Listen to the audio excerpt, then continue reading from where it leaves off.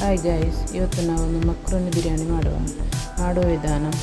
ಕುಕ್ಕರಿಗೆ ಸ್ವಲ್ಪ ಎಣ್ಣೆ ಹಾಕಿ, ಸ್ವಲ್ಪ ತುಪ್ಪ ಹಾಕಿ, ಕೆತ್ತ ಲವಂಗ, ಏಲಕ್ಕಿ, ಒಂದು ಈರುಳ್ಳಿ ಹಾಕಿ ಚೆನ್ನಾಗಿ ಹುರಿಯಿರಿ.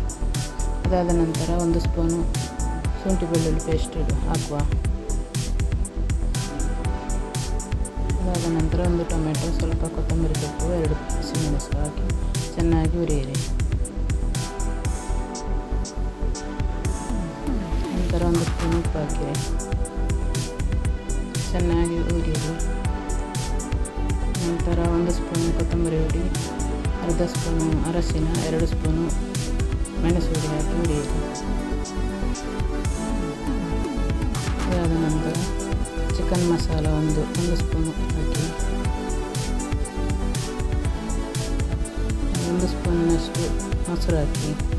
ಮೊಸರು ಇಲ್ಲದಿದ್ದರೆ ನಿಂಬೆ ರಸನೂ ಆಗ್ತದೆ, ಮೊಸರು ಇದ್ದವರು ಮೊಸರು ಹಾಕಿ. ಮತ್ತು ಚಿಕನ್ ಪೀಸ್ ಹಾಕಿ ಚೆನ್ನಾಗಿ ಕಲಸಿ. 1 ಬೌಲು ಮಕ್ರೋನಿ, ಅದೇ ಕಪ್ಪಲ್ಲಿ 1 ಬೌಲ್ ನೀರು ಹಾಕಿ. ಯಾವ ಬೌಲಲ್ಲಿ ಮಕ್ರೋನಿ ತೆಗೆಯುತ್ತೀರೋ ಅದೇ ಬೌಲಲ್ಲಿ ನೀರು ಹಾಕಿ 1 ಕಪ್. ಚೆನ್ನಾಗಿ ಕಲಸಿ ಮುಚ್ಚಿ 2 ವಿಸಿಲು ಬರುವ ತನಕ ಇಡಿ. ನಂತರ ತೆಗೆದು ನೋಡಿ, ತುಂಬ ಟೇಸ್ಟ್ ಆಗ್ತದೆ. ಮಾಡಿ ನೋಡಿ. ಇಷ್ಟ ಆದರೆ ಕಮೆಂಟು ಲೈಕ್ ಮಾಡಿ. ಬಾಯ್.